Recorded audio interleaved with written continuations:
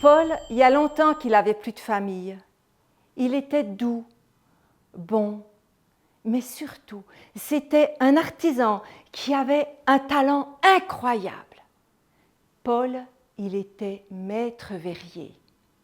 Et partout dans le pays, on disait que quand Paul soufflait dans le verre, il créait des œuvres, mais qui étaient d'une ligne fantastique et d'une pureté incroyable. Mais Paul, ce qu'il aimait le mieux dans son métier, c'était faire des vitraux. Et là, il avait une commande pour la cathédrale. Ce jour-là, c'est veille de Noël. Personne n'a invité Paul pour le réveillon. Il est un peu triste. Alors, il se dit qu'il va rester dans son atelier et qu'il va continuer de travailler à son vitrail. C'est qu'il est beau, son vitrail. Il est en 3 parties. La première, on voit un berger avec son troupeau. Mais ces moutons, ils sont tellement bien faits. On a l'impression qu'on veut les entendre bêler. On a envie de leur mettre la main sur le dos pour sentir la laine chaude, douce. Et de l'autre côté, il y a les rois mages. Mais Paul, pour les faire, il a choisi du vert des couleurs tellement vives et chatoyantes. Mais leur manteau, on dirait que c'est de la soie, on dirait que c'est du velours. Et les cadeaux, l'or, mais il brille de 1000 feux. L'encens, la myrrhe, on en sent presque le parfum. Et la partie centrale, c'est la nativité. Il y a les tables, avec Joseph, Marie. Ils sont penchés en dessus de la mangeoire, où dort l'enfant Dieu. À l'arrière-plan, il y a le bœuf puis l'âne, mais on a l'impression qu'on sent la chaleur de leur souffle. En-dessus de l'étable, il y a l'étoile. Et en-dessus de l'étoile, il y a l'ange. C'est à l'ange qui travaille Paul. Il vient de découper dans le verre jaune or la trompette. Et avec du plomb fondu, il fixe la trompette au vitrail.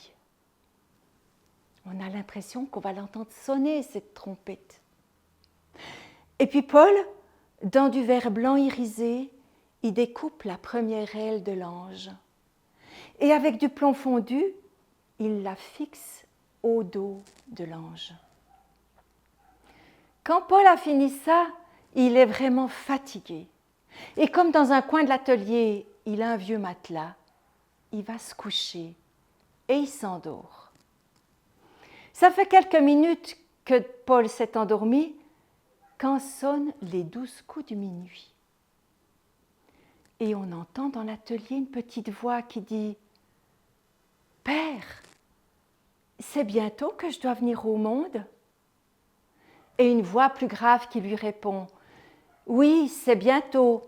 Joseph a trouvé un endroit tranquille et Marie pourra te mettre au monde. » Et si on regarde le vitrail, on voit que ça s'agite un peu partout.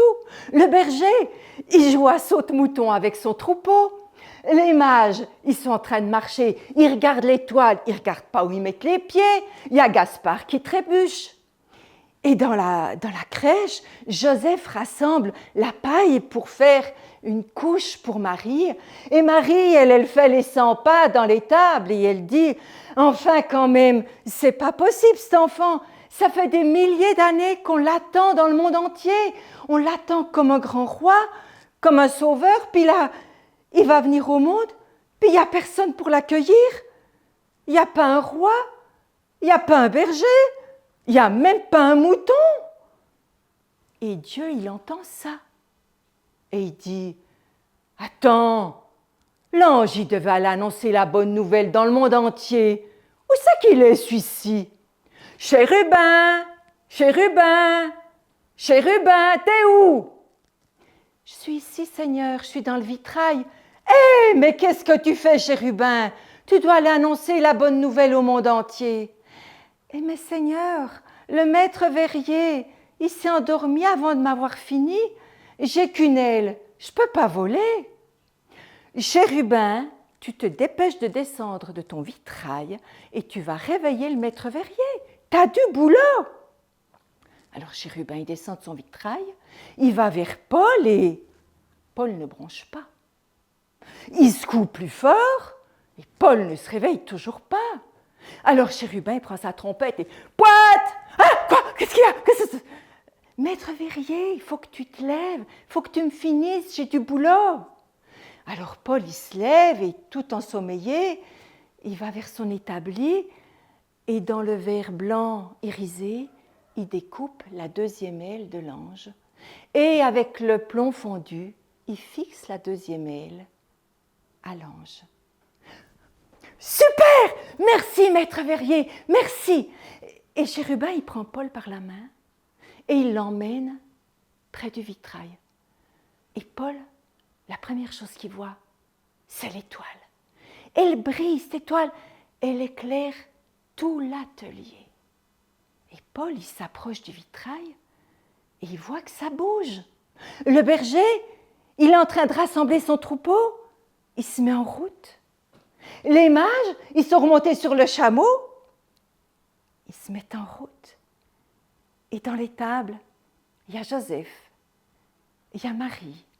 Elle tient dans ses bras un tout petit bébé qui vient de naître. Et les trois, ils font un beau sourire à Paul et ils lui disent « Merci, maître verrier, merci ». Et Chérubin, il reprend Paul par la main et il va le reconduire jusqu'à son matelas où Paul se rendort immédiatement.